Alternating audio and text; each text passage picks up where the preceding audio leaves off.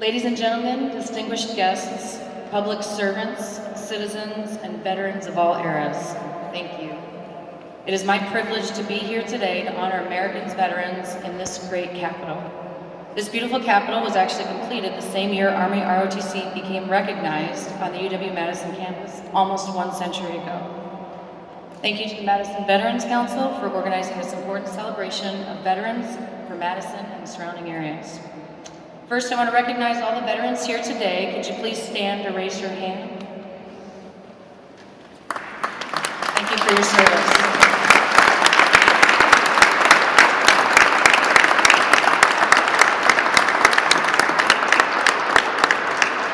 All right, so good news for you guys. Since Gary kind of covered the history already, I can skip forward in the speech.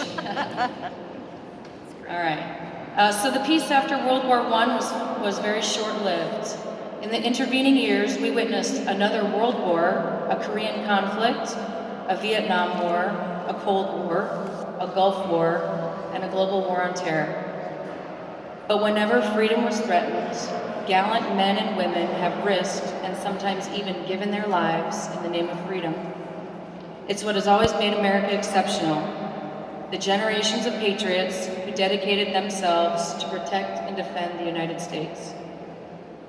The veterans who volunteered, and sometimes didn't volunteer, to serve in the Army, Navy, Air Force, Marines, or Coast Guard took an oath to uphold and defend the Constitution of the United States against all enemies, foreign and domestic. At times, servicemen and women left their families, their homes, and their lives, not for the recognition or fame or even the honor we bestow on them today. They left those things behind to protect our country, to maintain our way of life, and ensure a better tomorrow. I must also mention the families because I truly believe they serve as well. Thank you. As the professor of military science for Army ROTC, I spend a lot of time speaking with prospective and current cadets about that oath and what it means to serve, what motivated them to serve. Often I get one of two responses. The first is that they want to be a part of something bigger than themselves. They've had some life experience that has made them aware that the people that served before them have given the ultimate sacrifice, and they have drawn the realization that freedom is not free. The second is that they had a role model or family member that served, and their service inspired them. In a speech given by Secretary of Defense Ash Carter earlier this month, he noted that the military is starting to resemble a family business, as those with a parent who served in uniform are almost twice as likely to serve as those who don't. But because of the size of the Army today, the statistics of those who know someone who served is only 1 in 3. This is far unlike generations past when 3 in 4 had a family member that served in the military. Today, less than 1% of America's population serves in uniform. So let me provide some statistics to regain perspective on why we're here today. Veterans make up 8.5% of the United States population. There are approximately 22 million military veterans in the United States and almost 414,000 here in the state of Wisconsin. 7% of them are women. Wisconsin ranks 20th in the United States for the amount of living veterans, with over 22,000 from World War II, 35,500 from the Korean conflict, 140,000 from the Vietnam era, over 111,000 from the Gulf War, and over 34,000 supporting operations for the global war on terror. Over 113 veterans served during peacetime operations. Sadly, our nation's veterans are departing us at a very high rate, with almost 500 World War II veterans departing us daily.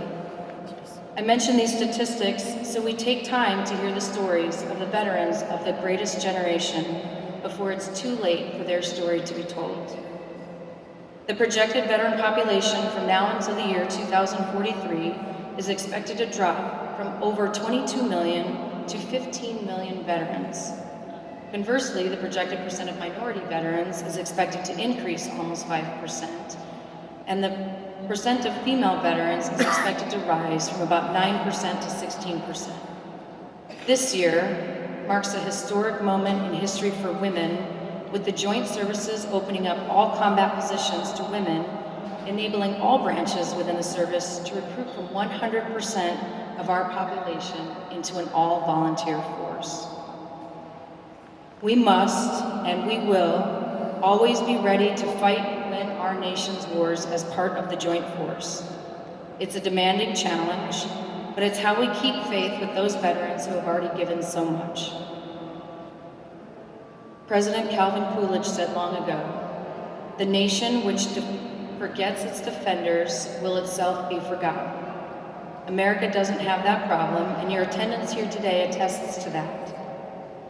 We will never forget our veterans, nor will we ever forget our POWs and MIAs who have yet to be accounted for. 82,651 servicemen and women from our nation, and 1,533 Wisconsinites. Right now, in our community, veterans serve as teachers, doctors, engineers, social workers, community leaders, first responders, and elected officials. There are over 40,000 veteran-owned businesses in the state. They continue to serve this country and this community by making positive impacts, building stronger futures, and inspiring future generations to come. Our veterans have stood the test of time, from defeating communism, fascism, and imperialism, to liberating slaves, keeping the peace during the Cold War, and battling terrorism today. Veterans have accomplished remarkable things throughout our nation's history. We celebrate and honor America's veterans for their devotion, patriotism, selfless service, and sacrifice. But let us always remember to continue to recognize and honor our veterans throughout the year. And keep in mind that while today's military is more supported by the American people, that was not always the case. Our Vietnam War era veterans endured unfathomable hardships. So, on this, the continuing 50th anniversary commemoration of the Vietnam War, I want to say, welcome home. I'd like to conclude with a quote from the late President John F. Kennedy. As we express our gratitude, we must never forget that the highest appreciation is not to utter words, but to live by them. Thank you for the honor of speaking today. I'm truly humbled. Happy Veterans Day.